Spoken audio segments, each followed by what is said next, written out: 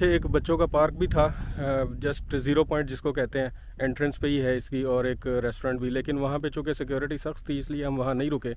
और वैसे भी जो 2-2.5 साल पहले मैंने इस पे एक व्लॉग बनाया था, वो अभी भी मुझे वैसा ही लगा।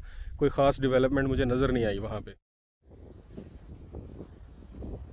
और हाँ, एक बात तो मैं बताना भूल ही गया, इन 2 माह में मैंने गाड़ी भी चेंज की है। इस दफ़ा मैंने सोरेंटो ली है और बड़ी कंफर्टेबल लग्जरियस गाड़ी है। तो आगे चलते हैं आप मज़ीद डीप डेजर्ट की तरफ।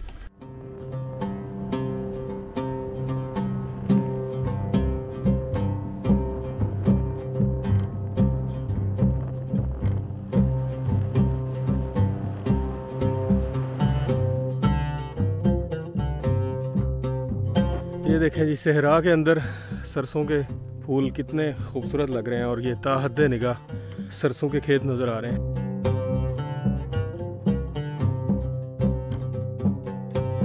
अभी ये पूरा इलाका जो है ना, ये उनके पास है, और यहाँ पे किसी को जो है ना पर मारने की इजाज़त नहीं है। 480 किलोमीटर लंबा ये सहराए चोलिस्तान, जिसमें थर का रेगिस्तान शामिल नहीं है, पंजाब का सबसे बड़ा रेगिस्तान है।